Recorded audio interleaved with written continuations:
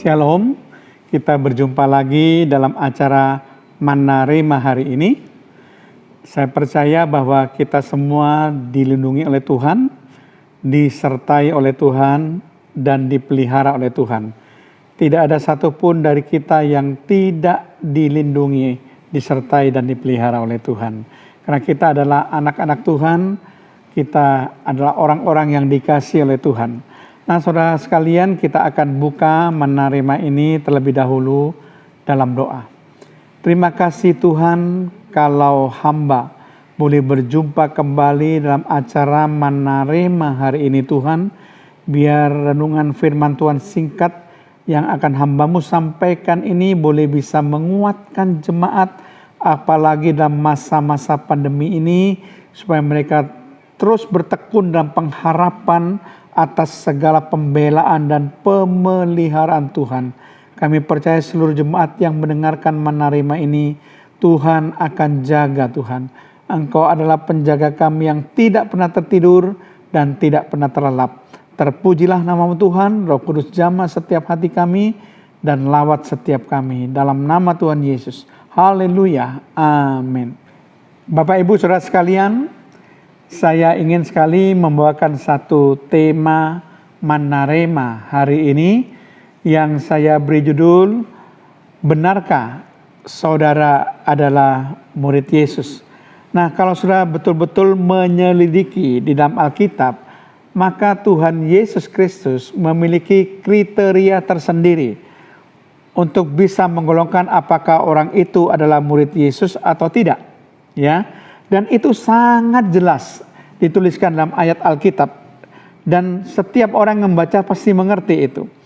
Yaitu kita akan melihat syarat untuk bisa disebut sebagai murid Yesus. Yang pertama terdapat di dalam Lukas 14 ayat 26. Di situ dikatakan, jikalau seorang datang kepadaku, ini huruf besar kepada Yesus, dan ia tidak membenci bapaknya, ibunya, istrinya, anak-anaknya, saudara-saudaranya laki-laki atau perempuan, bahkan nyawanya sendiri, ia tidak dapat menjadi muridku. Itu kata Yesus. Jadi maksudnya adalah kalau memang saudara itu menjadi murid Yesus, maka saudara harus mengutamakan Yesus lebih dari bapak saudara, lebih dari ibu saudara, lebih dari istri saudara, lebih dari anak-anak saudara, lebih dari saudara-saudara laki-laki, lebih dari saudara-saudara perempuan, bahkan lebih dari nyawa saudara. Itu yang dikatakan di dalam Alkitab, kita harus mengutamakan Tuhan lebih dari segala-galanya. Baru kita layak untuk disebut sebagai murid Yesus. Coba saudara selidiki, apakah kita sudah memenuhi kriteria yang pertama ini untuk bisa disebut sebagai murid Yesus. Nah, yang kedua saudara, mari kita baca dalam Lukas 14 ayat 27.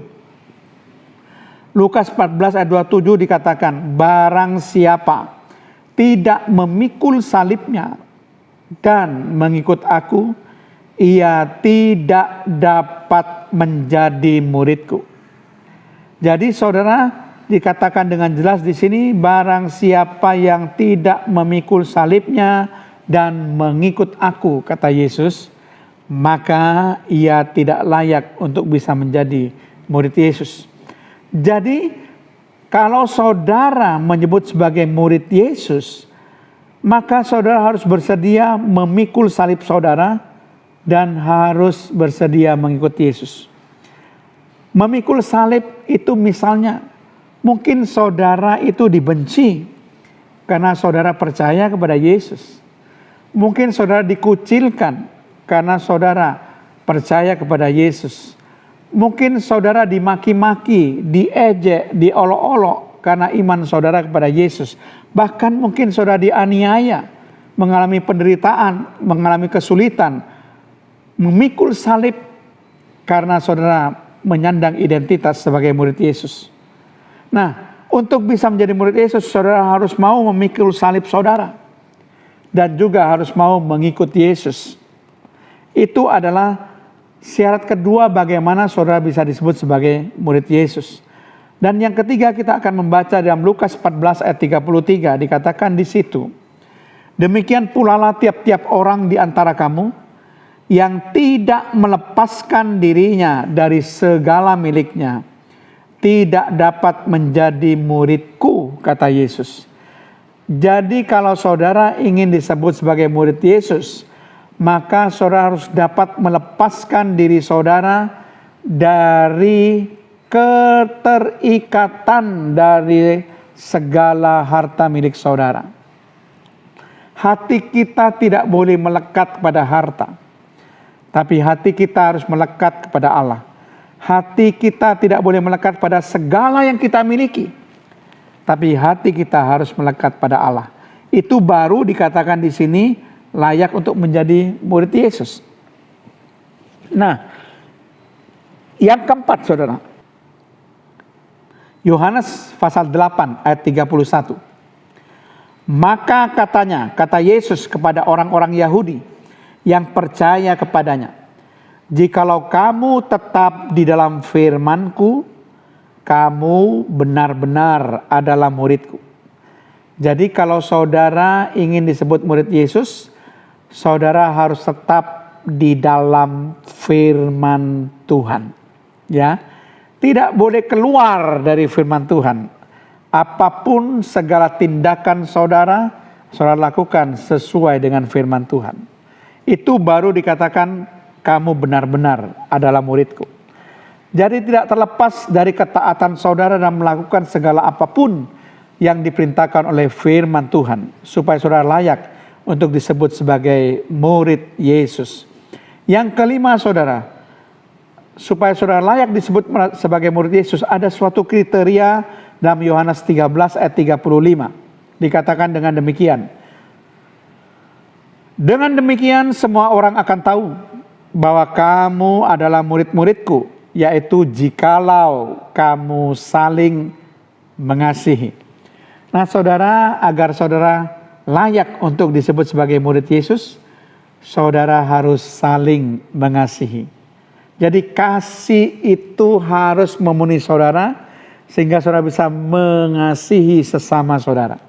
Hidup saling mengasihi satu sama lain, baru saudara layak untuk bisa menjadi murid Yesus. Nah yang terakhir saudara, bagaimana saudara layak untuk disebut sebagai murid Yesus? Dalam Yohanes 15 ayat yang ke-8, di situ dikatakan, dalam hal inilah Bapakku dipermuliakan, yaitu jika kamu berbuah banyak, dan dengan demikian kamu adalah murid-muridku. Ini kata Yesus. Jadi kalau saudara ingin disebut sebagai murid Yesus, saudara harus berbuah banyak. Ya, tidak boleh tidak berbuah, harus berbuah banyak, baru layak untuk disebut sebagai murid Yesus. Mari kita periksa satu persatu diri kita masing-masing, apakah kita semua adalah murid Yesus.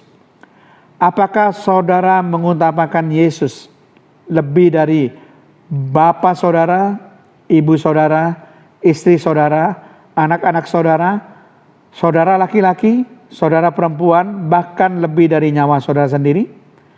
Apakah saudara bersedia memikul salib karena iman saudara pada Yesus dan mau mengikuti Yesus? Apakah saudara dapat melepaskan diri saudara dari keterikatan terhadap segala hal yang saudara miliki, termasuk harta benda saudara, harta milik saudara?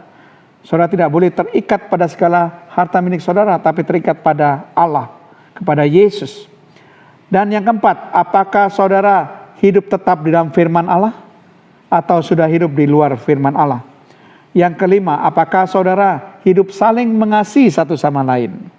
Adakah kasih itu dalam hati saudara?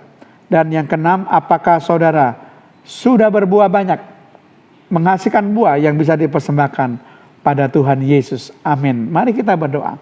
Tuhan, hamba-Mu sudah menyampaikan kebenaran firman-Mu. Biar firman Tuhan ini sungguh-sungguh Tuhan boleh menjadi pedoman dalam kehidupan kami. Hidup sesuai dengan apa yang Kau mau, bukan apa yang kami mau. Hidup sesuai dengan kehendak Tuhan, bukan kehendak kami sendiri. Berkati seluruh jemaat yang sudah mendengarkan Manarima hari ini. Sungguh-sungguh kami ingin menjadi murid Yesus yang sejati Tuhan. Sungguh-sungguh kami memenuhi segala kriteria persyaratan yang Tuhan Yesus sampaikan melalui firman Tuhan. Dalam nama Yesus, haleluya, amin.